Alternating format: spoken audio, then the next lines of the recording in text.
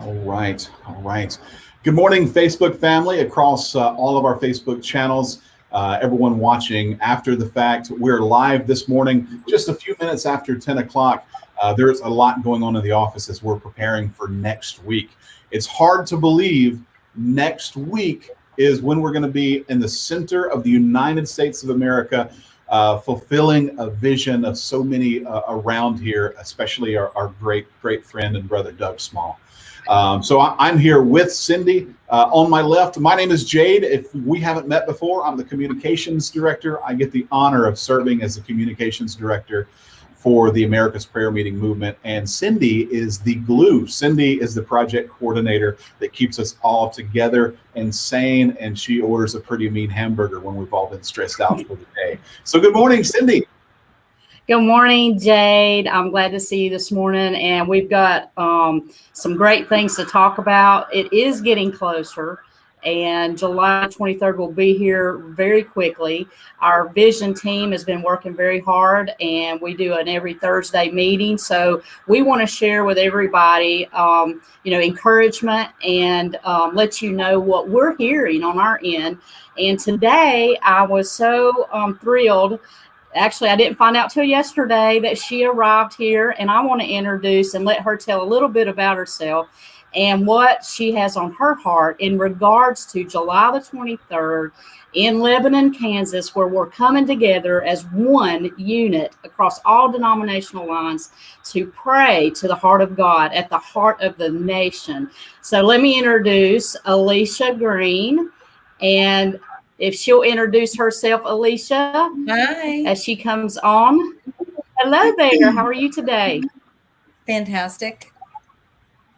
Well, tell everyone a little bit about who you are. And so then let's get into what you have on your heart to share with everyone today. So I am the fifth child of Doug Small. And basically...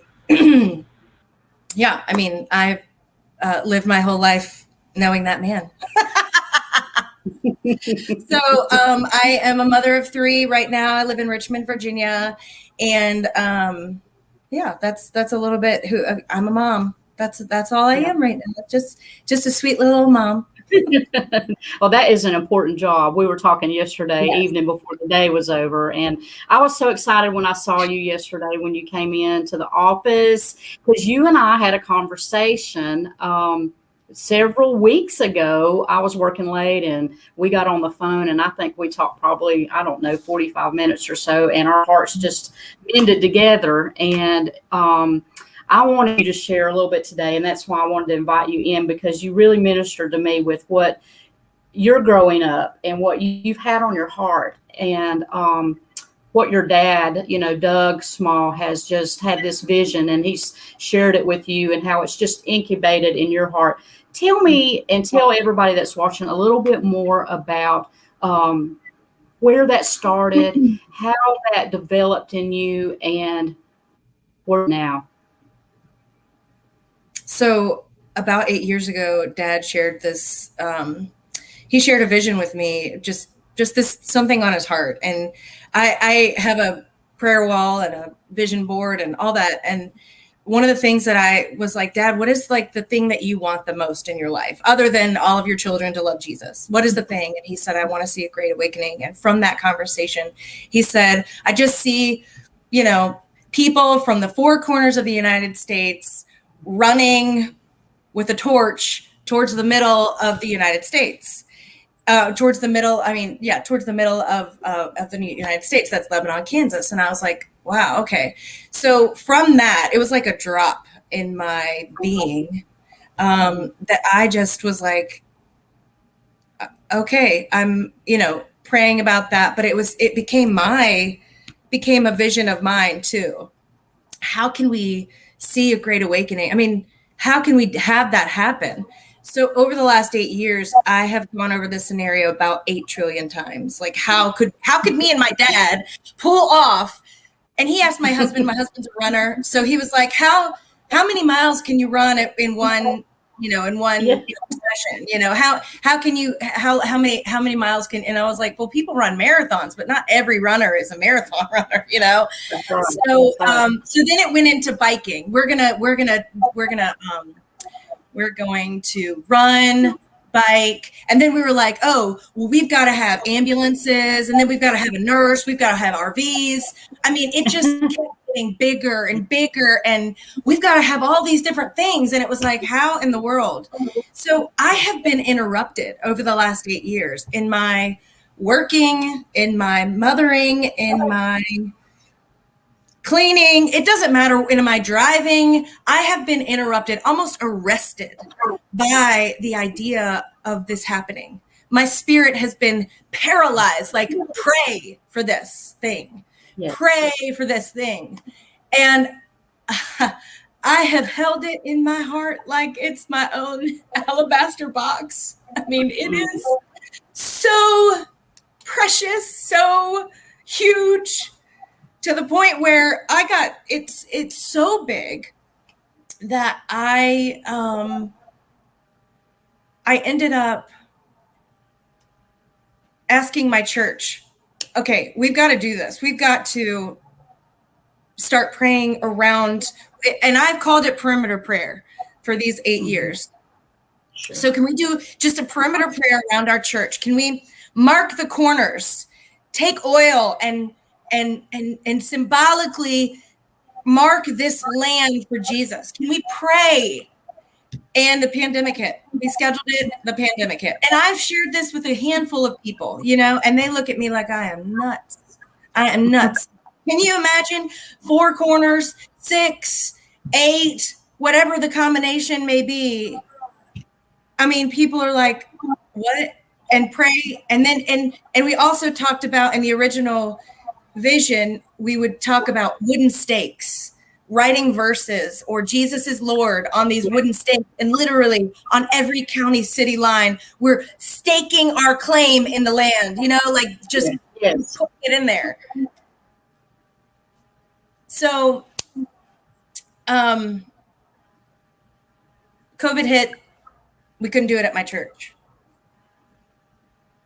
I told you this already, but I guess we're sharing it with everybody. Should I just keep going? Absolutely. Yes, share with everybody. And then if I have any questions, I think that someone might want to, I'll just throw out a question to you. But you're doing great. I really want what you're telling me, and you told me before, for everybody to be a part of it. This is a family of God.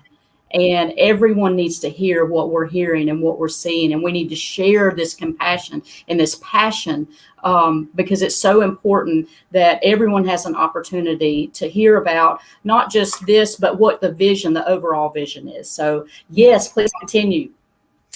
So COVID hit, and basically what happened is, over the last 2 years, this vision has just been stirring around inside of me. And I don't think anybody really understands, unless you've had a vision from the Lord or just held something in your heart.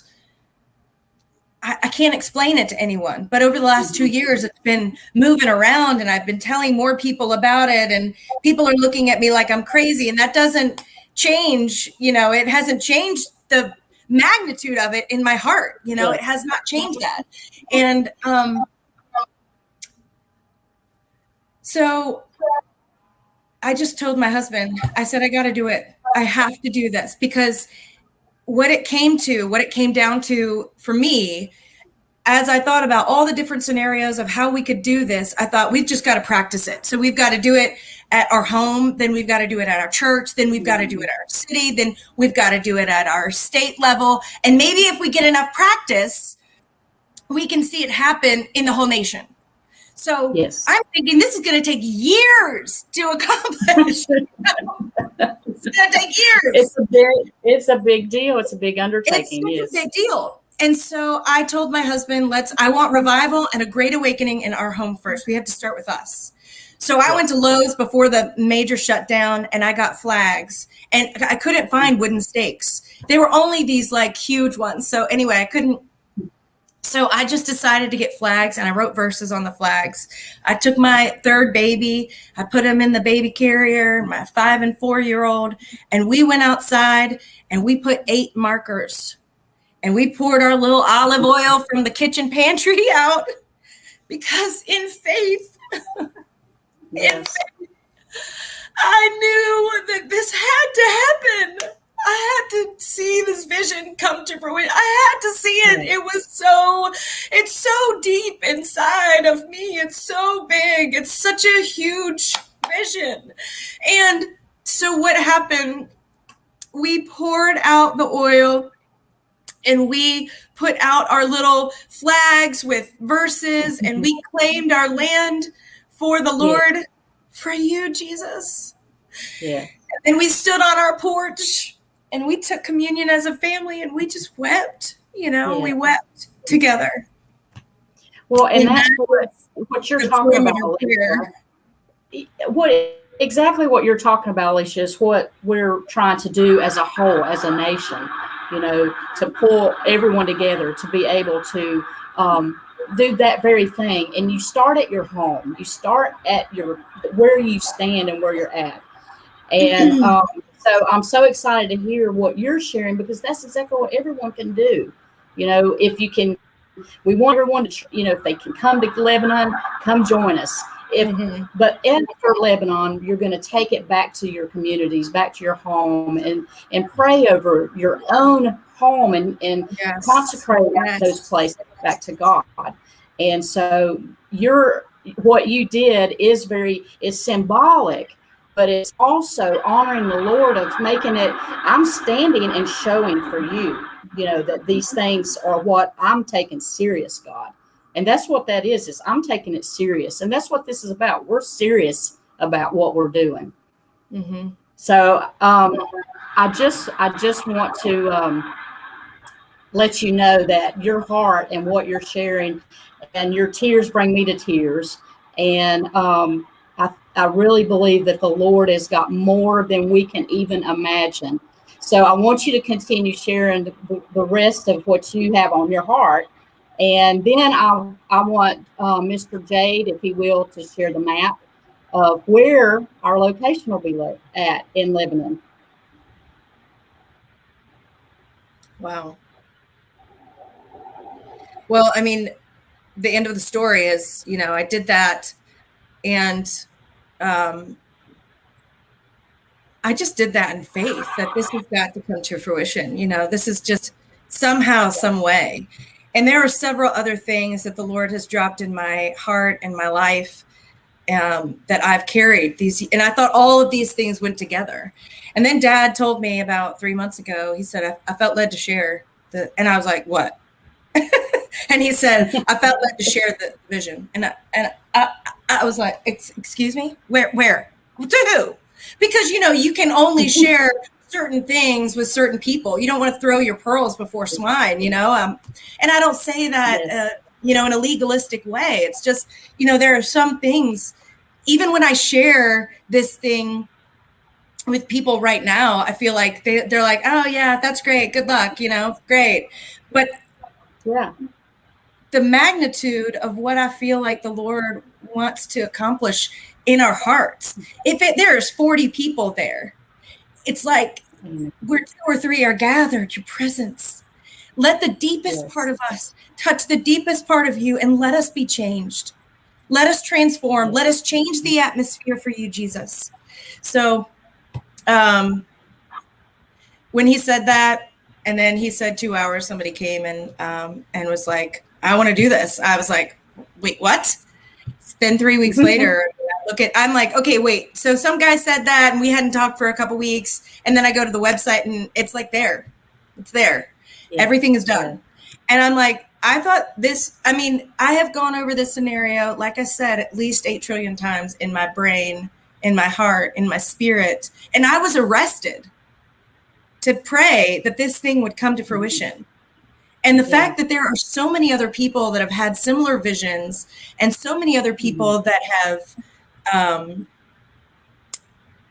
seen this thing happen, it's wild. I mean, it's wild how God works. It is absolutely unfathomable. So part of this too is part of this thing coming on daily is to share that bit of inspiration, and even you sharing this is a big inspirational piece. I think it's spectacular is what it is. It's nothing short of miraculous, because some of the things that you're saying are the things that we're hearing people say all around the country as we're talking about this. And to this day, we get calls daily, multiple calls daily between our offices and the offices of EVUSA and John Whaley's team and others. We get calls multiple times a day going, I've seen this, I've wanted this, our nation has needed this. So it's a really cool thing. Now, what I want to ask the both of you, and we'll start with Cindy, you guys actually were all in the same building. So it looks like we're in completely different locations. We're actually in separate offices. We thought about putting a camera together and just having a little party in one room. But that being said, Cindy, as you're calling out and you're speaking with people, just for a few seconds, because then we want to move on to the other points. But for the both of you, as you're speaking with people, what kind of responses are you getting, or do you have any testimonies to share? Oh my goodness, there are so many. First of all, we have so many intercessors that are praying that have said similar stories to Alicia, that we've been praying for this. We need a great awakening. I'm hearing people say, I didn't know what to do. I'm frustrated. And now there's hope. I'm seeing hope. There's something I can do. There's something I can participate in. I didn't know this existed. Tell me more. There's so many different phone calls that you get randomly, and it turns into a moment to share about this America's Prayer movement and about Doug's vision with them. So every opportunity I'm sharing, and then it comes back to people needing that hope. And so I'm seeing people going, oh my gosh, they're so, they're hungry. They're hungry for an awakening. They're hungry for a change, and they know the answer isn't going to come from anywhere but from God. And so I could tell many stories, Jade, but I'll have to just stop there and let Alicia pick up maybe and share a little bit more. But there is just a very hunger there, and everybody, I'm getting calls, and there's so many people wanting to join this movement. Alicia, we had a phone call or a Zoom call yesterday when we're actually doing the planning of the lining out of everything that's going to happen on July 23rd. And we're working on a program and a show flow and all of that stuff. And Alicia pops on and just makes everybody's day and kind of shares this testimony. And it kind of reinvigorates all of the efforts that we're doing. It kind of rejuvenates us because we've been in the grind for so long. It's funny we say so long. This has been a 3-month active mission for us as people supporting Doug's vision. But we're doing 12, 14-hour days working on weekends, and it's easy for us to go, okay, 23rd, we need you to get here so we can get past you. It's like Christmas. You guys ever plan for Christmas and go, we're ready for Christmas, but we're also ready for it to go.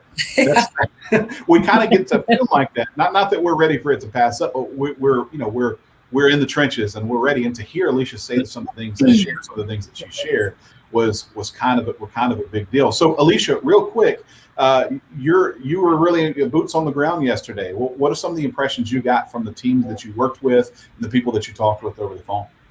I am so encouraged. So like I said, one of the first original visions was to drive wooden stakes in. But one of the things that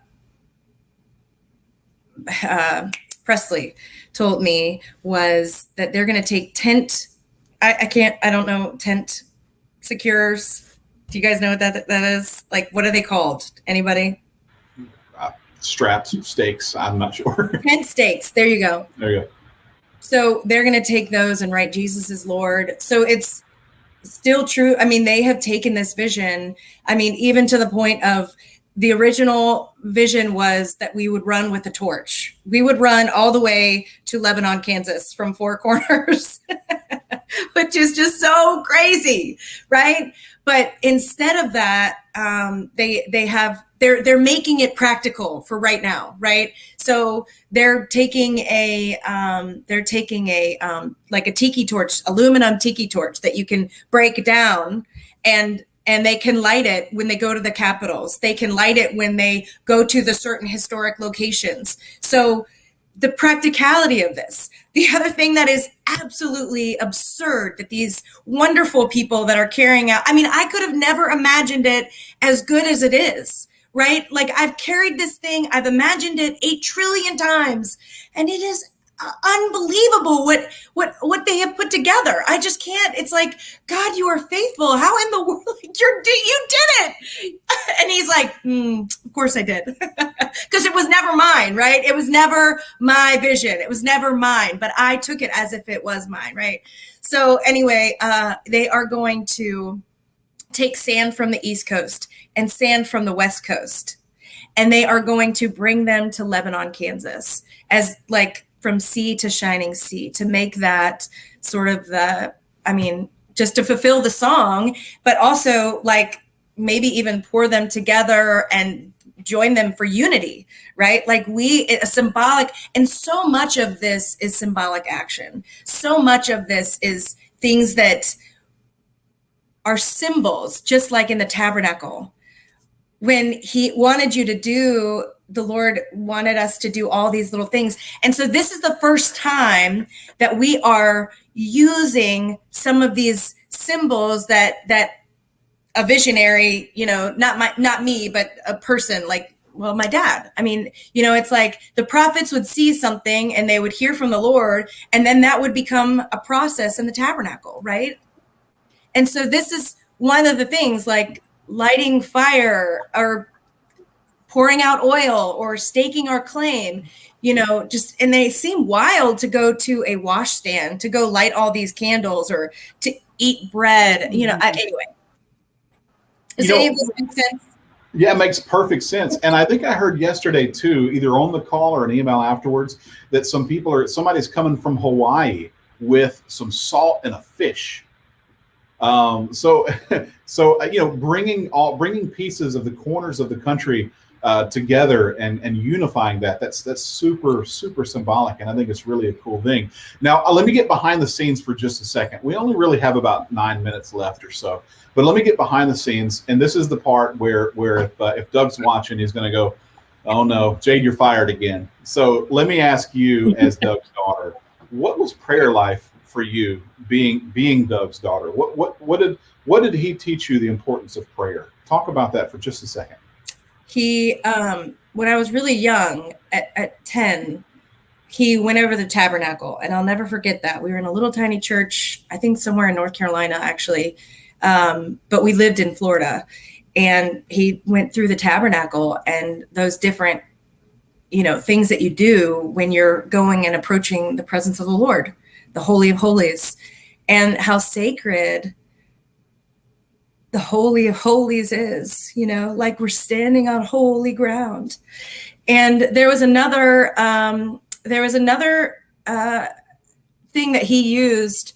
It's a triangle, and the bottom of it is communion. It's I can't remember all the elements of it right this second, because it's a great question, but the prayer life was communion with the Lord. Like that's the most important thing when you commune with the Lord.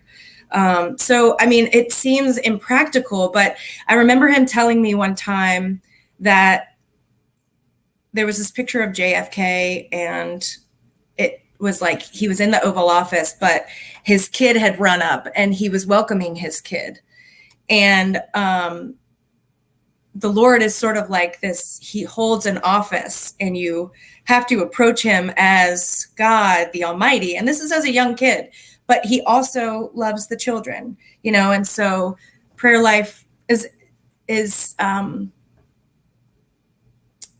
it's natural, but it's also respectful and honoring, and, it's life-changing. Absolutely. Okay. Well, that makes sense. No, it makes perfect sense. Well, look, my pastor back home in Florida, actually, he says, look, it's in the natural, it's natural to be natural. And then in the supernatural, it's natural to be supernatural. And that, great. Yes. That's an incredible thing. Miss Cindy, we're going to bring up this graphic here full screen. Why don't you give us a rundown of what John's doing, what what Bishop Gary's doing over there. We'll show that over the screen of the map there, so they can kind of get a visualization of what's happening. Now, I know this is John Whaley's map, but there's other maps we will pull up at another time. But talk us through that, remind people what's happening on the 23rd, but even leading up to that. And then we'll come back and we'll say bye, but then we'll also talk about what we're doing tomorrow, which is going to be really cool too. Miss Cindy, take it away. Awesome. Thank you, Jade. This is exciting. We have different organizations that have partnered with us. And a few of those, one of them is John Whaley. He's with the Rooftop Ministries.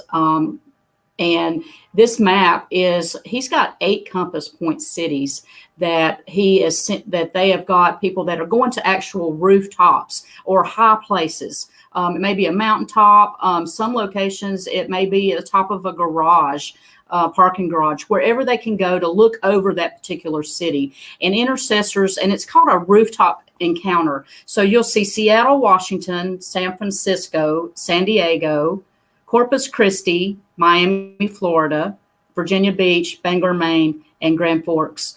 And Lebanon is where everybody will converge. And so you see Lebanon in the center, and this is what the rooftop encounters, and these are routes people are praying, they're traveling, and meeting up also with our other organization that is EVUSA, which is doing a circumference of the whole entire United States, praying and stopping and praying and stopping and hitting strategic places.